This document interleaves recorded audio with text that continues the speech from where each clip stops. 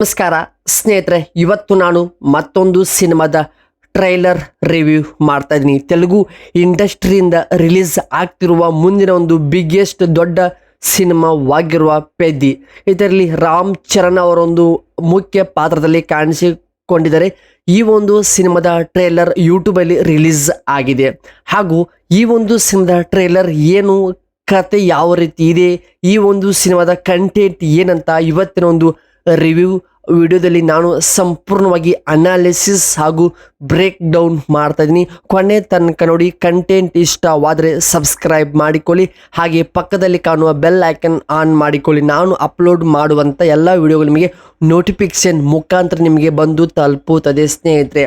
ಹೌದು, ಮೊದಲನೇದಾಗಿ ಈ ಸಿನಿಮಾ ನೀವೇನಾದ್ರು ಟ್ರೇಲರ್ ನೋಡಿದ್ರೆ ಯೂಟ್ಯೂಬಲ್ಲಿ ನಿಮಗೆ ಮಲ್ಟಿಪಲ್ ಭಾಷೆಯೊಂದಿಗೆ ಕನ್ನಡ, ತಮಿಳ್, ತೆಲುಗು, ಹಿಂದಿನಲ್ಲಿ ಈ ರೀತಿ ಪ್ರಮುಖ ಭಾಷೆಗಳಲ್ಲಿ ಪೆದ್ದಿ ಸಿನಿಮಾದ ಟ್ರೇಲರ್ ರಿಲೀಸ್ ಮಾಡಿದ್ದಾರೆ.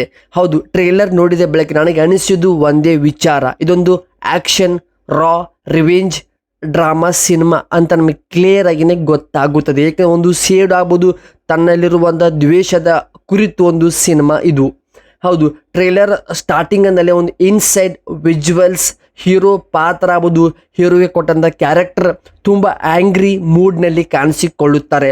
ಅವನ ಲೈಫಲ್ಲಿ ಆಗಿರೋ ಒಂದು ಇನ್ಸಿಡೆಂಟ್ ಅದರಿಂದ ಅವನು ರಿವೆಂಜ್ ಸ್ಟೋರಿಗೆ ಹೇಳುತ್ತಾನೆ. ರಿವೆಂಜ್ ತೀರಿಸ್ಕೊಳ್ಳೋಕ್ಕೇ ಆ ರೀತಿ ಒಂದು ಪರ್ಫಾರ್ಮೆನ್ಸ್ ಆಗ್ಬೋದು, ಆ ರೀತಿ ಕಥೆ ಆಗ್ಬೋದು ಚೆನ್ನಾಗಿ ವರ್ಕ್ ಆಗಿದೆ ಸಿನಿಮಾ ಟ್ರೇಲರ್ನಲ್ಲಿ.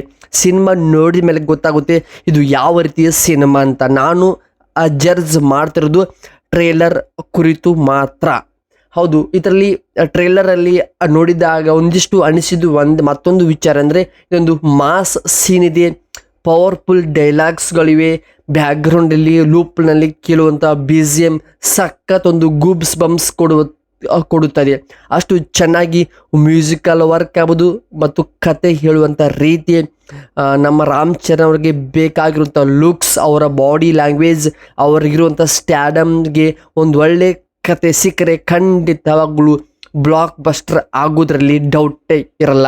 ಏಕೆಂದರೆ ಸುಮಾರು ದಿನ ಆದ ಮೇಲೆ ಈ ರೀತಿ ಒಂದು ಒಳ್ಳೆ ರಿವೆಂಜ್ ಸ್ಟೋರಿ ಆಗ್ಬೋದು, ಒಂದು ಒಳ್ಳೆ ಆ್ಯಕ್ಷನ್ ಡ್ರಾಮಾ ಸಿನಿಮಾ ರಿಲೀಸ್ ಮಾಡ್ತಿದ್ದಾರೆ.